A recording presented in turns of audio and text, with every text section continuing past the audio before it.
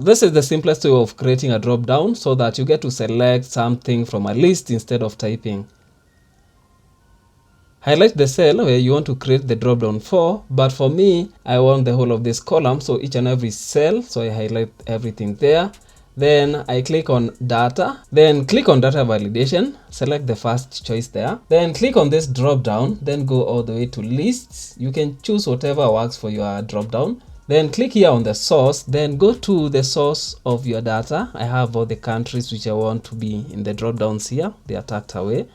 Then I click on OK, and now I have the drop downs, so I can just click and select the country that I want from the whole of the list which I selected. So if I type a country that is not in our data validation lists, I'll get an error. So I'll have to go select the country from the list, or if I want to type, I'll have to type exactly what is in the drop down menu.